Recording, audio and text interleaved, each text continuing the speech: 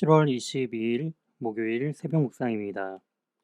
오늘 우리에게 주신 하나님의 말씀은 예레미야 29장 15절에서 23절 말씀입니다. 너희가 말하기를 여호와께서 우리를 위하여 바벨론에서 선지자를 일으키셨느니라. 다윗의 왕자에 앉은 왕과 이 성에 사는 모든 백성 곧 너희와 함께 포로되어 가지 아니한 너희 형제에게 여호와께서 이와 같이 말씀하셨느니라.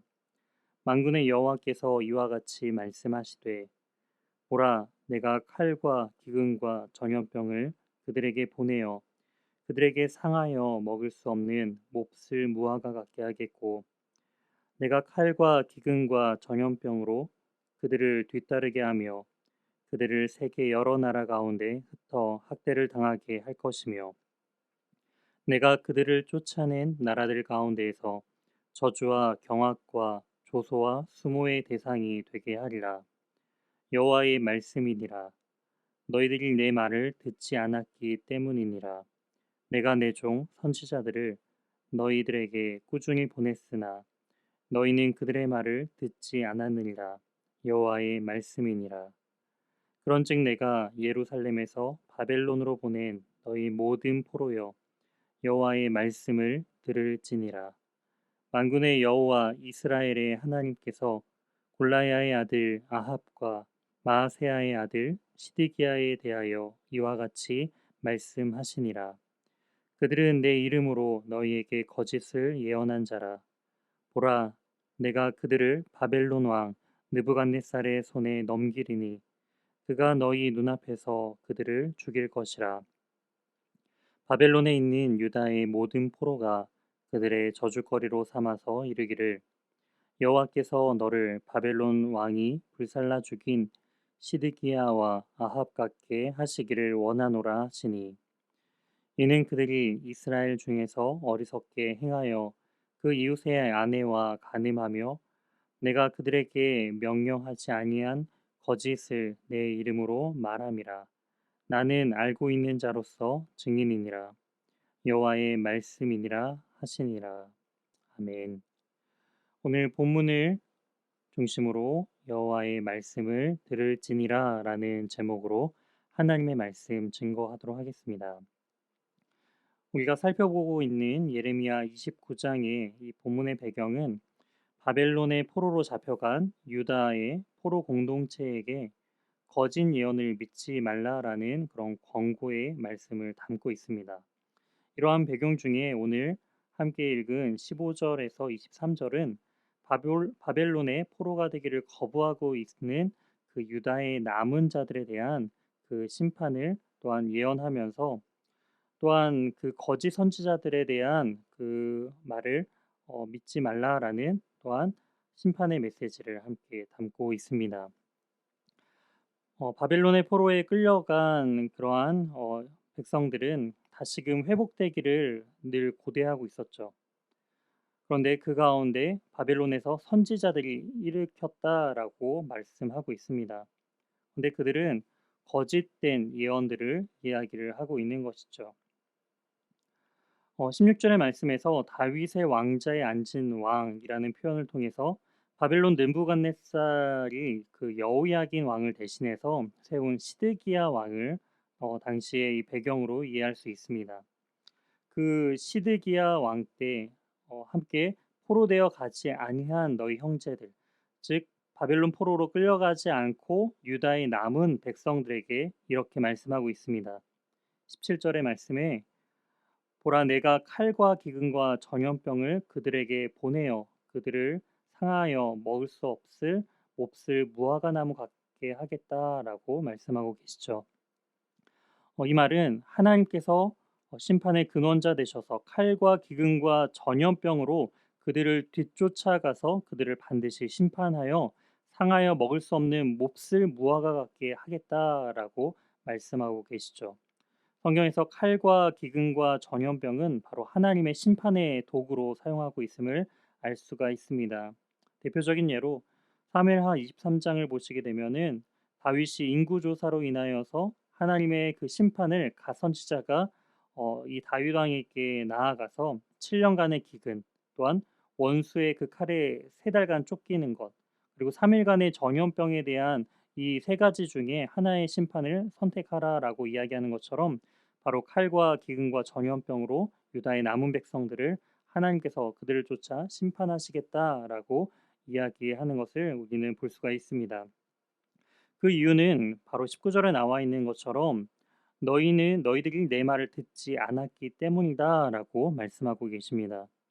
하나님께서는 이 유다 백성들에게 선지자들을 하나님의 말씀을 전하는 자들을 꾸준히 반복적으로 부지런히 보냈지만 그들은 지속적으로 그 말씀에 불순종하고 하나님의 말씀에 반응하지 않았기 때문이다라고 이야기를 하고 있습니다. 그러면서 남아인 그 포로로 끌려간 바벨론의 포로에 끌려간 그러한 그 포로 생활 가운데 있던 자들에게 이제 그들에게 거짓 그런 하나님의 말씀을 전하는 거짓 선지자들에 대한 심판의 메시지를 또한 이어서 말씀하고 계십니다. 21절에 나와 있는 것처럼 바로 그 거짓 선지자의 이름은 골라야의 아들 아합과 마아세야의 아들 시드기야라고 언급하고 있습니다. 이스라엘 왕의 역사를 보시게 되면은 또 아합과 이 시드기야는 다 악한 왕인 것처럼 여기에 등장하는 그 거짓 선지자도 그 악한 왕의 이름과 동일하게 아합과 시드기야라고 또한 언급하고 있는데요. 또한 이 바벨론 왕 느부갓네살의 손을 통하여서 바로 이 거짓 선지자인 아합과 시드기야를 반드시 죽일 것이다라고 이야기를 하고 있습니다. 또한 구체적으로 그들을 어떻게 죽일 것인지에 대한 부분들이 22절에 나와 있는데요. 바로 불살라서 이제 그들을 확실하게 처단하겠다라고 나와 이제 표현하고 있습니다. 또한 이렇게 불살라 죽임을 통하여서 하나님의 진노가 그들 가운데 온전히 임하여서 그 거짓됨을 완전히 소멸하겠다라는 하나님의 의지가 담겨져 있는 것을 우리는 알 수가 있습니다. 왜냐하면 이 거짓 선지자들의 심판의 이유는 23절에 등장하고 있습니다. 이는 그들이 이스라엘 중에 어리석게 행하여 그 이웃의 아내와 간음하며 내가 그들에게 명령하지 아니한 거짓을 내 이름으로 말함이라. 여기 2가지 이유가 나와 있죠. 바로 이웃의 아내를 간음하는 윤리적인 타락과 또한 하나님의 그 말씀을 온전히 증거하지 아니하고 거짓으로 자신의 뜻을 이야기하는 종교적인 타락, 이 2가지가 바로 그 심판의 이유임을 알 수가 있습니다. 하나님께서는 오히려 바벨론에 들어가서 그곳에서 일상생활을 함을 통하여서 그곳에서의 삶을 충실히 감당할 것을 바벨론 포로에 끌려간 자들에게 말했지만 이 아합과 시드기야는 곧 그들이 빠른 시일 내에 다시금 회복할 것이다라고 하나님의 뜻과는 정반대된 이야기를 하면서 하나님의 그 뜻을 온전히 분별하지 아니한 그러한 결과로 심판을 당함을 우리는 알 수가 있습니다. 이처럼 우리는 우리의 삶 속에서 바로 하나님의 뜻을 온전히 분별하는 삶을 살아야 함을 알 수가 있습니다. 때로는 그것이 바벨론의 포로에 끌려가는 것처럼 고통스럽고 또한 힘든 상황이라 할지라도 하나님께서 원하시는 것은 그 상황 속에서 일상의 생활을 충실하게 감당하는 것임을 우리는 알아야 합니다. 그러한 삶을 사는 것이 바로 하나님께서 원하시는 열매 맺는 참된 무화과 같은 삶이다라는 것을 오늘 본문을 통해 말씀해 주고 계십니다. 이처럼 우리의 일상 속에서 하나님의 뜻을 온전히 분별함을 통하여서 우리가 하나님을 온전히 의지하고 또한 우리의 윤리적인 그리고 종교적인 타락에서 떠나서 다시금 말씀으로 참된 회복을 누리며 나아가는 복된 우리 연희교회 모든 성도님들 되시길 주님의 이름으로 소망합니다. 함께 기도하시겠습니다. 하나님, 오늘 말씀을 통하여서 하나님의 뜻을 분별하는 것이 얼마나 중요한지를 우리가 깨닫습니다.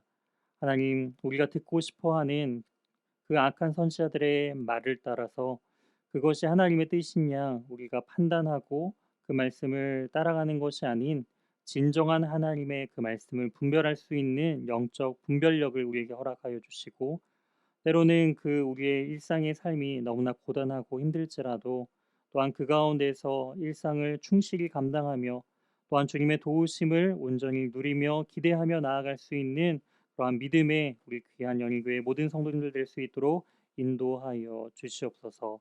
오늘의 삶 가운데 함께 하실 주님을 소망하오며 이 모든 말씀 살아계신 예수 그리스도의 이름으로 기도드립니다. 아멘. 다음 기도 제목을 가지고 함께 기도하시겠습니다. 오늘 말씀을 기억하며 항상 하나님의 말씀에 귀 기울이며 하나님의 뜻을 온전히 분별하는 백성이 되게 달라고 기도해 주시기 바랍니다. 이어서 우리의 영혼의 강건함을 위해 기도하길 소망합니다.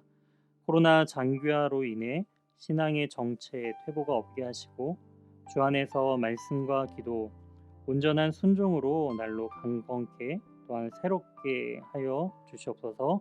하나님께서 주시는 하루의 은혜를 놓치지 않게 하시고 항상 기뻐하고 쉬지 말고 기도하며 범사에 감사하는 하나님의 뜻을 이루어가게 하여 주시옵소서. 내가 속한 나라, 교회, 직장, 가정의 회복을 위해 진심으로 기도하는 삶을 살게 하시고 이를 통해 하나님께서 기뻐하시는 지도자의 삶을 살아내도록 또한 말씀과 기도, 삶을 통하여 주시는 하나님의 은혜의 기회를 잡아 인생에 주어진 시간을 보다 값지게 살아가게 해달라고 기도해 주시기 바랍니다. 이어서 박재훈 담임 목사님에게 하나님의 은혜와 능력이 충만하여 연희교회를 잘 이끌어갈 수 있도록 또한 함께 동역하는 교육자들, 맡겨주신 사역들 잘 감당할 수 있는 힘과 능력 달라고 교육자와 또한 담임 목사님을 위해 기도해 주시기 바랍니다. 이어서 최종걸, 지영준 선교사님의 사역과 가정을 지켜주시고 안식년 기간 동안 심과 치료 회복 또한 사역적으로 돌아보는 시간이 되도록 또한 기도해 주시기 바랍니다. 마지막으로 조정순 집사님 어깨 치료를 받고 계십니다. 건강히 빨리 회복할 수 있도록 함께 기도해 주시기 바랍니다. 안녕하세요. 유년부를 섬기고 있는 백지희 전도사입니다. 2021년 유년부 여름 성경학교를 위해 기도해 주시기 바랍니다. 로마로 가는 길, 바울의 교회 사랑 이야기라는 주제로 7월 24일, 25일, 8월 1일까지 총 2주간 여름 성경학교가 각 가정에서 비대면으로 진행됩니다.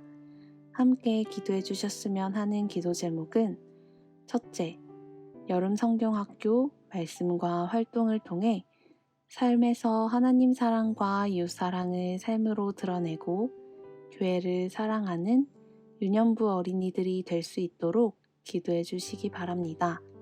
둘째, 온라인으로 진행되는 성경학교 가운데 하나님께서 아이들에게 오프라인과 동일한 은혜를 부어주시도록 기도해 주시기 바랍니다. 셋째, 유년부 각 가정마다 여름 성경학교를 사모하는 마음을 주시고 여름 성경학교에 참여할 수 있는 마음과 상황을 열어주시도록 기도해 주시기 바랍니다.